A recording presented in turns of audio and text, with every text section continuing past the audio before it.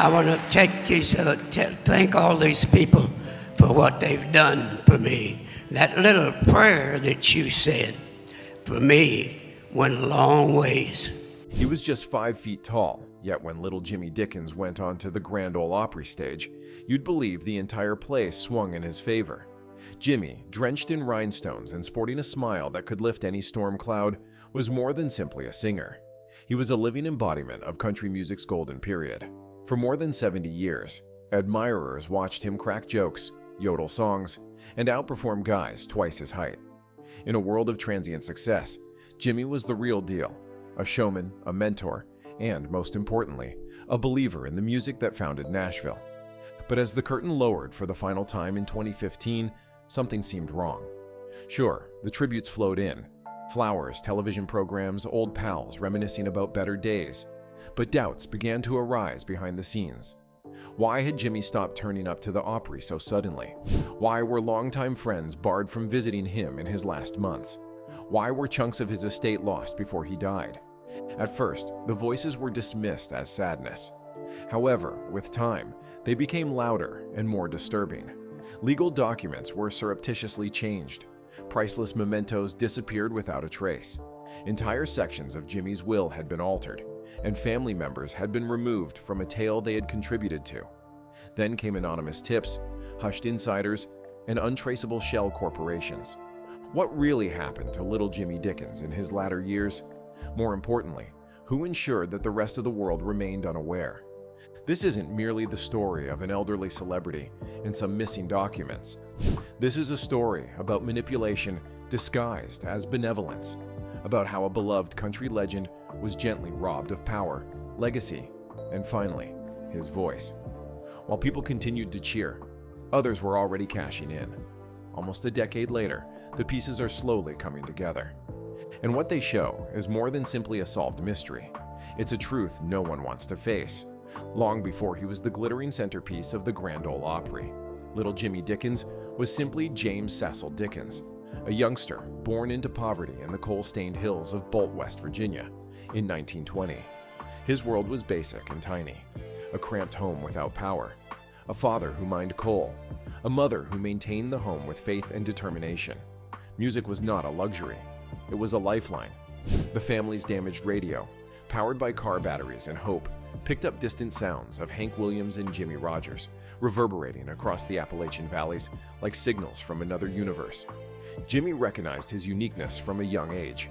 His diminutive stature, only 5 feet as an adult, made him the target of ridicule. But it also gave him something to prove. By high school, he was hitching rides to play on local radio shows, exchanging sleep for stage time. He would drive between towns overnight, sometimes sleeping in his car, surviving on cheap coffee and an uncontrollable fire. The audience laughed with him, not at him, because Jimmy possessed a unique quality: unpolished charm. People listened, even when he didn't try. In 1948, his raw energy earned him a position on the Grand Ole Opry, a fantasy for any country performer, but a near miracle for a coal miner's kid. He didn't only perform music there, he also interacted with the environment. Dressed in extravagant rhinestone costumes, he'd belt out songs like "Take an Old Cold Tater and Wait," with hilarious timing that could floor an audience. However, there was genius behind the humor, and there was also sadness. Early promoters viewed him as a novelty act, a joke who could sing. They exploited him for a time.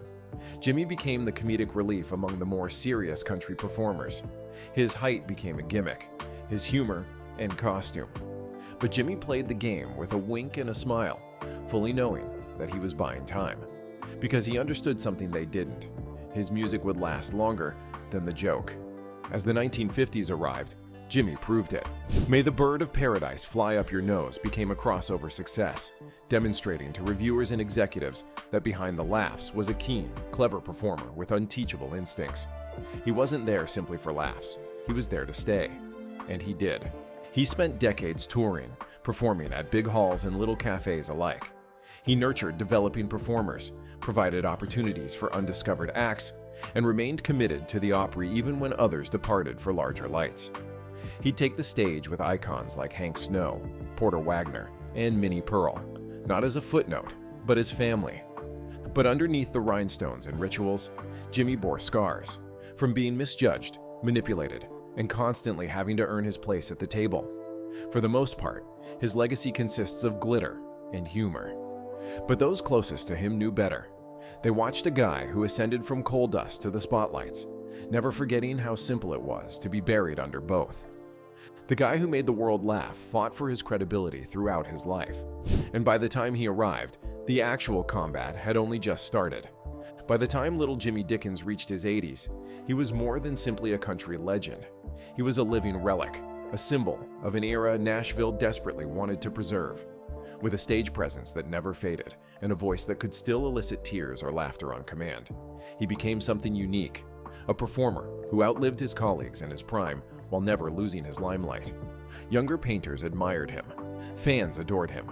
Despite the modifications, the Opry continued to feature him on the show on a regular basis. But as Jimmy smiled in front of the cameras, a silent transformation occurred behind them. As his health gradually deteriorated, missed rehearsals here, late arrivals there, he began to rely more largely on others to handle his daily life. At first, everything appeared innocent. A longtime assistant assisting with bookings, a manager volunteering to handle paperwork. But very quietly, those roles grew deeper, wider, and darker. New faces began to materialize around Jimmy, people who were not part of the old Opry circle. Nobody knew who these people were. An outside consultant began managing his tour arrangements. A financial expert from out of state was brought in to optimize his estate. A legal team was assembled to oversee his will and licensing rights, none of whom had been involved in his previous career. Jimmy trusted readily, but he wasn't a fool. He sensed a shift, but whether it was exhaustion or fear of rocking the boat, he said nothing. Insiders later described a methodical, purposeful wall being created around him. Friends who had known Jimmy for decades suddenly found their calls ignored. Some were informed that he was not well enough to visit. Others were simply told that Jimmy's schedule was too full, even though he was no longer touring regularly. What about the few that made it through? They found a man who was quieter, foggy, and not quite himself, controlling not just social access, but also financial power. Legal papers started to alter. Royalties were diverted. His favorite things, such as rare guitars and signed souvenirs, began to disappear without explanation. Real estate records eventually revealed that Jimmy's historic Brentwood mansion had been sold just months before his death, under a signature that no one remembered him addressing. Even more alarming were the revisions to his will. Earlier versions accommodated lifelong friends, other artists, and family members. However, recent versions have removed their names altogether, substituting them with organizations related to his so-called advisors, shell businesses, out-of-state trusts, anonymous LLCs, terms that had no place in the lexicon of a guy who previously composed songs about frigid potatoes and paradise-bound birds. However, Jimmy never spoke up. Those who saw him in his latter years characterized him as a man torn between perplexity and resignation. One backstage employee reported him saying, "I just signed what they give me now," before chuckling as if to dismiss it. But that was not hilarious. Jimmy Dickens still appeared to be the same entertainer the world had fallen in love with under the stage lights. However, in the shadows behind the scenes, the walls were closing, and by the time anyone noticed what was going on, the handlers weren't assisting him. They were dominating him. When Little Jimmy Dickens died in January 2015, fans expected his legacy to be properly guarded, if not by country music institutions, then by those who claimed to be closest to him. But what happened in the months afterward did not feel like an homage. It felt like a cleaning, and the deeper they looked, the more frightening it got. On the surface, Jimmy's will appeared authentic. It had his signature, a full list of assets, and was attested by a legal team. Those closest to him, however, recognized something was wrong right away. Whole chunks of his estate had been rerouted. Close pals he had toured with for decades were absolutely excluded. Even family members who had maintained frequent communication with him were surprised to learn that they had been left out of the final edition. In their place, a collection of anonymous trusts, secret corporate companies, and new beneficiaries, who had only appeared in Jimmy's life in his final years. One of the earliest red signals was the selling of Jimmy's historic property in Brentwood. Long regarded as one of his most valuable possessions, It was surreptitiously moved just months before his death to a holding company with no apparent owner. The transaction price was well below market value. There was no announcement. There was no listing. There's no explanation. Just a paper trail that vanished into an LLC established in Nevada, a state recognized for protecting corporate identities. But it did not end there. Court papers reveal that bank accounts associated with Jimmy's royalties were reconfigured, granting new financial administrators access just weeks before his death. Those accounts, which were previously used to pay his day-to-day living costs and gifts to country music charities, were quickly depleted by consulting fees, legal audits, and maintenance charges, submitted by third parties with no long-term relationship to Jimmy's profession. Perhaps the most devastating blow came from what was absent: his famed rhinestone stage outfits, which had been meticulously kept for decades, were purportedly offered to the Country Music Hall of Fame. But they never came. When friends and relatives inquired, they were informed that the things had already been claimed by the estate. However, no one could corroborate who took them or where they were placed. A year later, one of those costumes appeared at a private auction in New York and sold to a collector for more than $40,000. How had all of this occurred under legal supervision? That is the most haunting part. Every signature on every transfer seemed to be in order. All will amendments were notarized. Every power transition was supported by legal reasons. But some close to Jimmy claim he couldn't have understood what he was signing. His health was deteriorating. His recollection had vanished. He'd become reliant on others to make sense of the world for him, and some of those individuals had other ideas. What started as a peaceful transfer of responsibilities quickly became a complete turnover of power. When the dust cleared, Little Jimmy Dickens, the man who had spent his life singing for the people, was left with an estate that bore little resemblance to the one he had constructed. It wasn't simply about stealing money.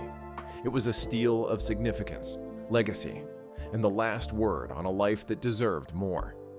Fans remembered Little Jimmy Dickens as the ever-smiling star in sequins, sharp, humorous, and full of life, even in his dying years. But they didn't notice the deepening hush surrounding him. Behind the Opry stage and away from the broadcast specials, Jimmy's world had shrunk into something considerably smaller, colder, and more regulated. The man who used to greet audiences with humor and warmth was gently driven out of his own existence. Initially, the alterations were modest. Friends who used to visit regularly were informed that Jimmy was not accessible. His calendar, which was previously open to guests and fellow artists, became inexplicably packed, despite the fact that he was neither touring or recording. One former bandmate reported traveling in from out of state to see Jimmy, only to be told by a new assistant that Jimmy wasn't up for company. The assistant, who was unfamiliar to almost everyone in Jimmy's previous circle, acted more like a guard than a nurse. It was more than simply a visit. Telephone calls went unanswered. The letters were either returned or disregarded.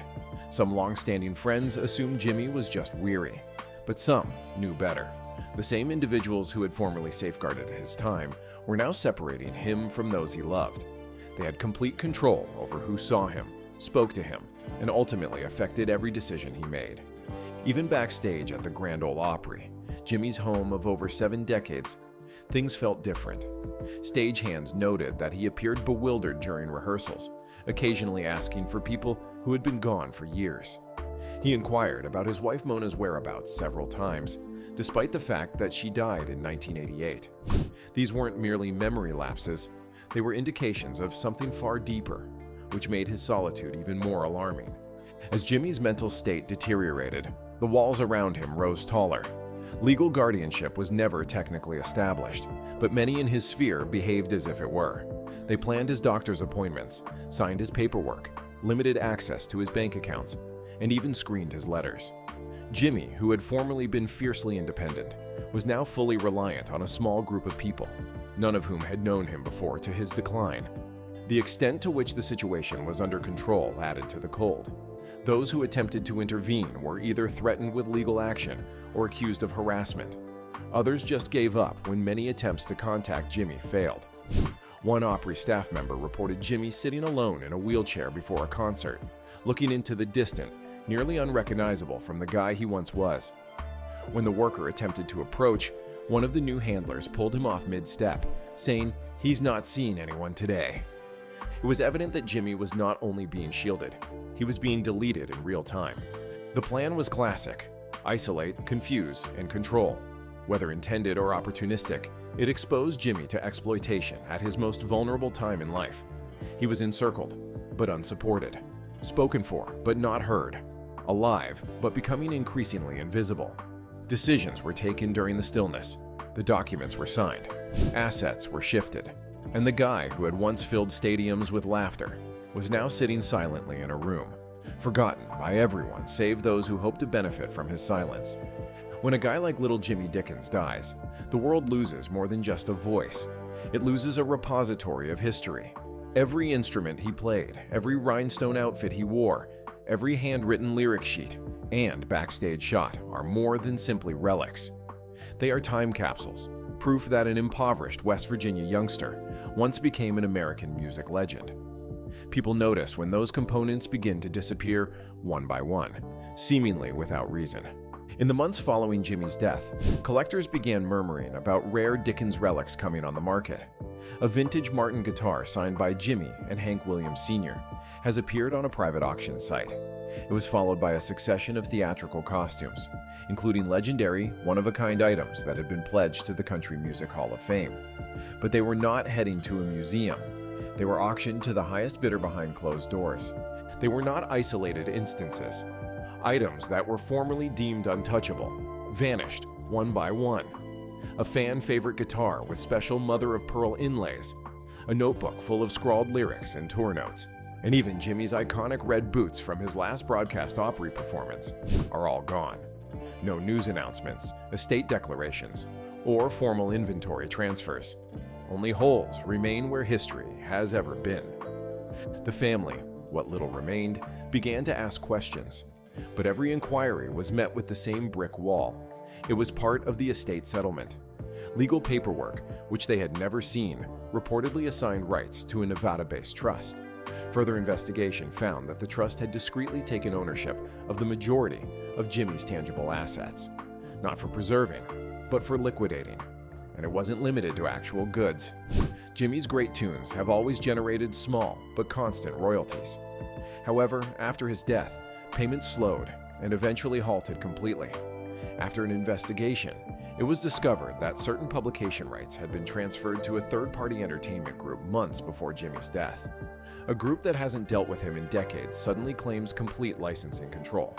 Perhaps the most painful twist occurred when a private investigator hired by a close family member discovered proof that some of Jimmy's personal possessions had been transferred before his death.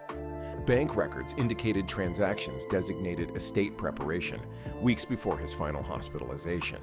Storage unit leasing had been initiated in other states. It seemed as if the erasing had started before the last note was sung. Jimmy Dickens' spirit lingered, not through legacy and dignity, as admirers had hoped, but in the shadows of silent bargains. Guitars that were previously supposed to be shown in museums were now hanging on individual collectors' walls. Lyrics composed in delight were bundled up and sold without context. A guy who gave the world music was being ripped apart piece by piece by individuals who regarded him as a business opportunity rather than a pioneer. In country music, heritage is considered sacrosanct. But for Jimmy Dickens, the sacred became marketable. And in that cold arithmetic, a legend was lost. Not because he faded away, but because he was split apart before the world realized he was no longer there. As the dust cleared after Jimmy Dickens's burial, the focus shifted, not to his memory, but to a legal institution nobody had heard of before, a Nevada-based trust that had almost overnight taken possession of his legacy. On paper, everything appeared legitimate. However, it was the last nail in a coffin made of deception, silence, and avarice, rather than wood. The trust was established just months before Jimmy's death, with the assistance of a new team of legal and financial consultants who had joined his life amid his rapid mental decline. Unlike previous papers written while Jimmy had complete power, this trust was not intended to safeguard his memory, but rather to collect it. It claimed ownership of his song collection, image rights, and even mementos that he had long committed to organizations such as the Country Song Hall of Fame. And it did not end there. Investigators discovered that the trust had swiftly began selling Jimmy's image to third parties, including licensing his name to businesses he had never worked with and enabling virtual performances utilizing holographic technology that he had openly condemned while living. In one upsetting incident, a European Legends of Country tour used Jimmy's image in commercials without his family's knowledge or agreement. He'd essentially become a product. Who was behind the trust? 3 people having connections to the music business, none of whom had worked with Jimmy in the previous 2 decades. One had been discreetly kicked out of a big label years before for mishandling artist earnings. Another was a financial consultant known for concealing assets in shell firms. The third had no evident link to country music, only a background in estate management and a long history of disputes. They constituted the board of this trust, which now legally possessed Jimmy's essence. Power had been transferred smoothly and quietly. Legal paperwork was signed while Jimmy was apparently under strong medicine. Witnesses at the signings were hired by third-party firms. No family members had been present. When Jimmy's niece and a few close friends eventually challenged the trust, they encountered a wall of legal resistance, expensive attorneys, court delays, and procedures that were tailored to tire anybody brave enough to raise questions. Even Jimmy's wife and long-standing defender of his legacy, Mona Dickens, found herself shut out. Friends report that she grew reclusive, worried, and afraid. One even said she had gotten thinly disguised cautions to stay out of business that didn't concern her. She eventually stopped asking questions. All the while, the erasing persisted. Jimmy's mentions in Opry promotional materials decreased. His appearances in official documentaries were trimmed or cut completely. Events that originally revolved around his efforts have discreetly renamed themselves. Not only had his land been hijacked, but so had his role in history. This is what made the Nevada Trust so risky. It was not only about taking money, it involved reworking a tale, about eliminating a man's voice from not only the stage, but also the record books. And for a legend who had spent his entire struggle to be heard, that type of thievery was more devastating than any financial betrayal. Jimmy Dickens deserved a legacy built on love, humor, and commitment. What he received instead was a legal labyrinth designed to silence him. However, when the truth emerges and the public comes to comprehend the breadth of what was stolen, the erasing is no longer complete. The legend is still present, and it is fighting back.